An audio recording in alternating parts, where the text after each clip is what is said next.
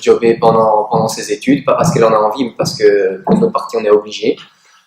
Et ça a des conséquences assez graves. On est dans un monde où, à l'heure actuelle, ceux qui dirigent l'économie, les grandes entreprises, utilisent les étudiants pour faire un nivellement vers le bas, une pression sur nos propres parents.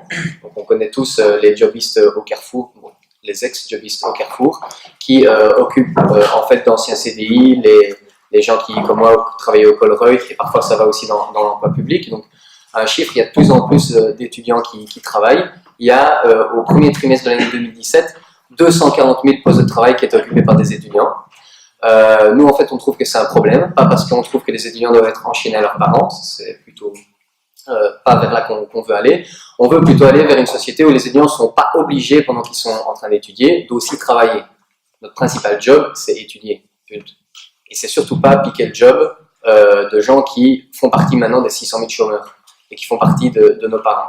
Donc nous, notre proposition, c'est plutôt pour résoudre ce problème d'emploi des jeunes, c'est les pousser à faire leur formation à l'instant T jusqu'à ce qu'ils l'aient complété et pas qu'ils occupent le job de leurs parents. Et ça passe notamment par la réduction du coût des études. Ça, c'est ce que nous, on veut.